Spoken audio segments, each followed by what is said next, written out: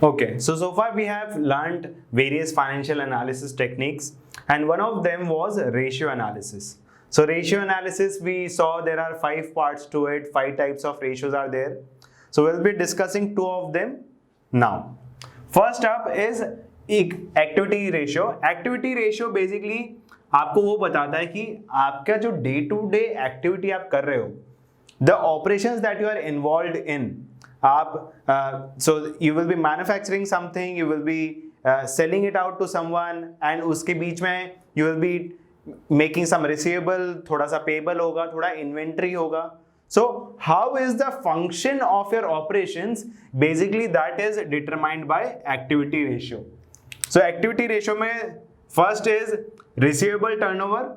Receivable turnover is basically per receivable कितना sales कर लेते हो आप, right? So whenever you are comparing a balance sheet item with a income statement item, you always take average of balance sheet item.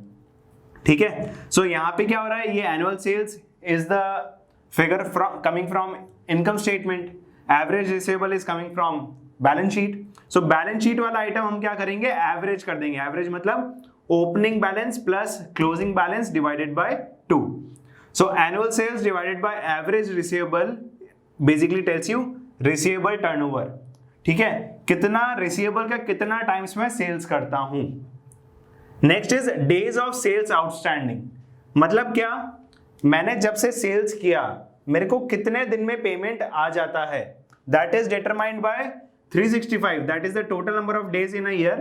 अगर operating cycle जितना भी है वो यहाँ पे लेते हैं, वी आर थिंकिंग के financial statements are made for a year, तो 365 लिया है. So 365 divided by receivable turnover.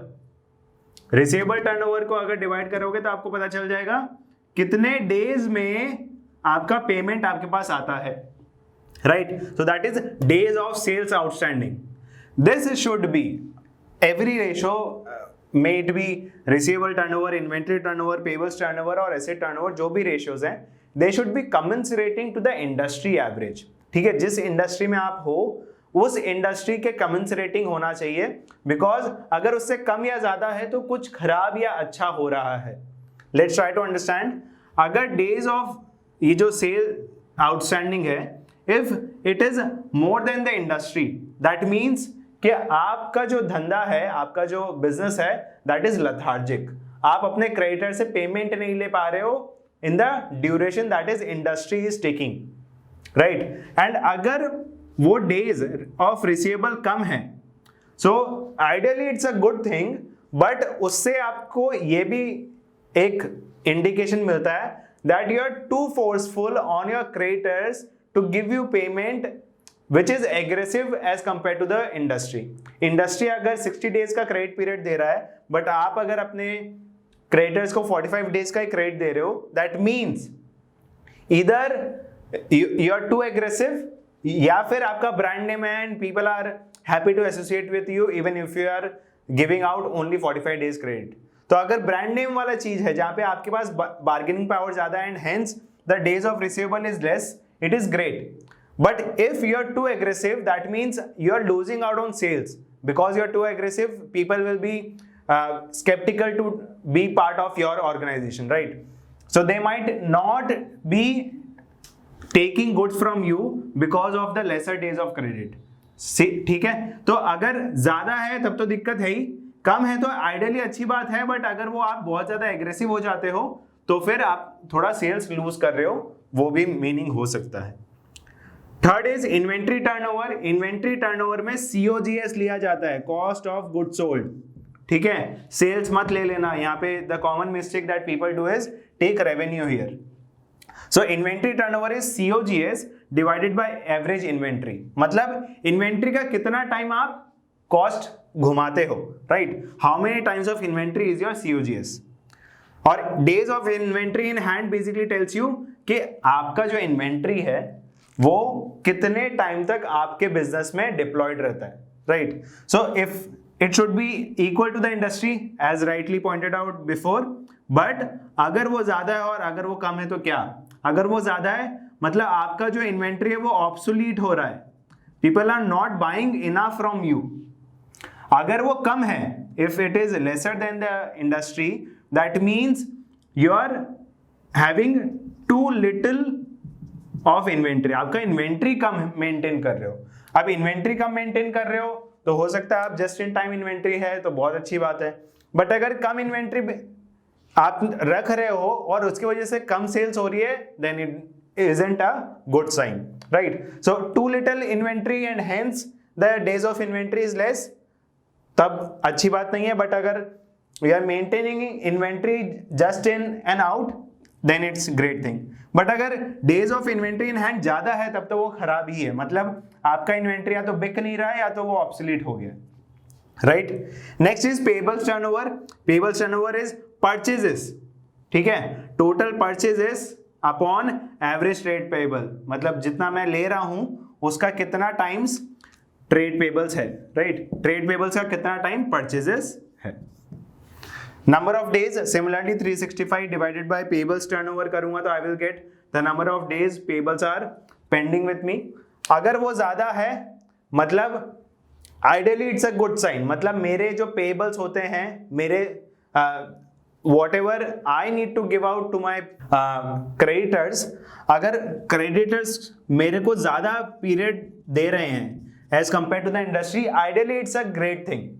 But अगर क्रेडिटर मेरे को ज्यादा पीरियड ना चाहते हुए दे रहा है, मतलब मैं उसको ऑनर नहीं कर पा रहा हूं, and hence my days of payable is great, then it isn't a good sign. मतलब क्या, मेरे पास उतना कैश ही नहीं रहता है कि मैं अपने क्रेडिटर्स को मीट कर पाऊं, then it's not a great thing.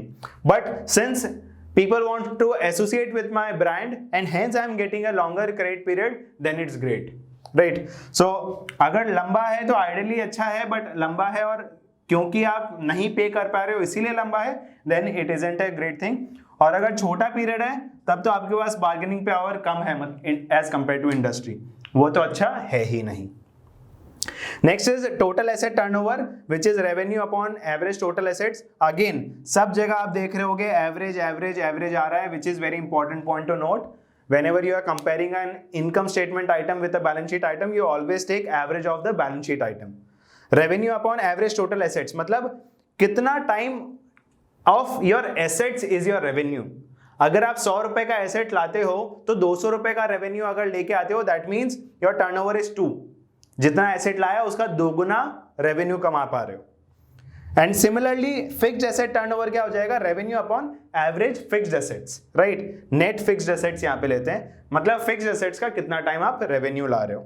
Similarly working capital turnover is revenue upon working average working capital, where working capital is nothing but current assets minus current liabilities. Again यहाँ पे current assets current liabilities आपको opening का भी निकालना है और closing का भी निकालना है और उसके बाद एवरेज करना है, and then you will get working capital turnover which is revenue upon average working capital.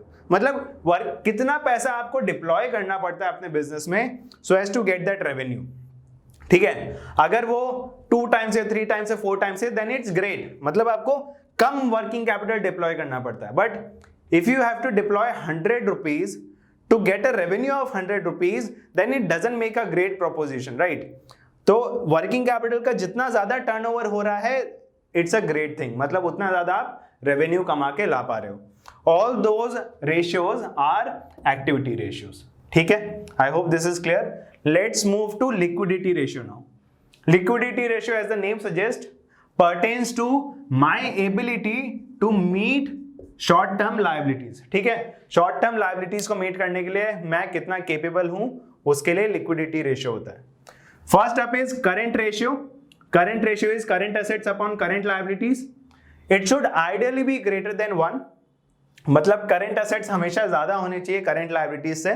अगर वो वाइस वर्सा है, that means you have a negative working capital, and negative working capital होने का मतलब अगर नेगेटिव वर्किंग कैपिटल है, that means your current liability is greater than your current assets, which ideally is a great sign. मतलब आपको creditor को ज्यादा लंबे समय तक पैसा रखने को मिलता है और आपके जो डेटर्स है वो आपको जल्दी पैसा दे देते हैं.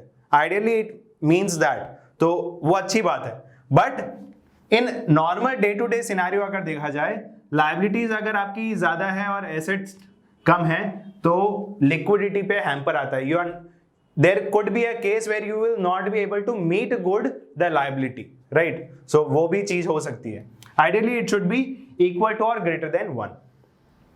क्विक रेशियो बोलता है इन्वेंट्री जो है ना, inventory is not as quick a current asset as compared to cash or receivables. ठीक है, रिसीवेबल जो है वो तुरंत आ सकते हैं, कैश या मार्केटेबल सिक्योरिटीज रेडिली कन्वर्टेबल है, but inventory I am not very sure when this will be sold.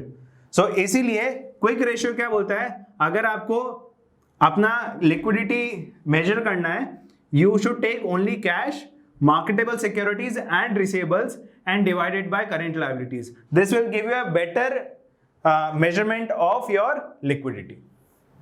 Cash ratio क्या बोलता है, ये receivables भी मत लो, ये receivables भी मेरे को पता नहीं है कब आने वाला है, 30 days, 60 days, 90 days. So just take cash and marketable securities divided by current liabilities. That will give you a better measurement of liquidity. And next is defensible interval. Defensive interval मतलब given the cash, marketable securities and receivables I have, how many days will I be able to survive? ठीक है, तो नीचे क्या लेते हैं, average daily expenditure. Average daily expenditure मतलब हर दिन आपका कितना एक्सपेंडिचर लगता है लगभग, तो उसका कितना टाइम मेरे पास कैश अवेलेबल है, right? So how many days will I be able to sustain given the expenditure that I incur each day on the basis of cash and marketable securities and receivables I have today. ठीक है, वो defensive interval बोलते हैं. And the last is cash conversion cycle. Cash conversion cycle मतलब आप कुछ raw material लाते हो, उसको मैन्युफैक्चर करते हो, थोड़ा आइटम बिक जाता है, थोड़ा इन्वेंट्री में पड़ा रहता है. वो इन्वेंट्री जब बिकता है तो कितने टाइम में आपको पेमेंट मिल जाता है. सो जब से आपने रॉ मटेरियल लिया, कैश दिया होगा, तब से लेके जब तक आपको अपने जो डेटर्स हैं उनसे पैसा मिलता है, उसको कैश कन्वर्जन साइकिल बोलते हैं, right? So it is days sales outstanding. कितने दिन आपका सेल्स आउटस्टैंडिंग रहा था वो हमने यहाँ पे निकाला था, number of days sales outstanding plus number of inventory on hand which is this, कितने दिन मेरे पास इन्वेंट्री पड़ा रहता है, and minus number of days payable, right? So receivables और इन्वेंट्री को आपने ऐड किया और उसमें से माइनस कर दिया पेएबल्स को. That will give you cash conversion cycle. मतलब कितने दिन में आपके पास कैश घूम के आ जाता है, how many days does it take for your cash to come back to you. तो ये लिक्विडिटी बताता है ना, कितने दिन में मेरे पास कैश आता है और मैं कितने दिन में फिर कितने साइकिल एक ईयर में चला सकता हूं. That if this is 90, let's take year to be 360, that means I am able to revolve my cash for a 4 time period in an year. ठीक है, सो कैश कन्वर्जन साइकिल क्या है, number of days outstanding, number of sales day outstanding, days of inventory on hand minus number of days of payable. ठीक है, तो कितने दिन में आपका कैश आपके पास घूम के आ जाता है. All those ratios pertain to liquidity. ठीक है, next up we will be moving ahead with solvency. Thank you.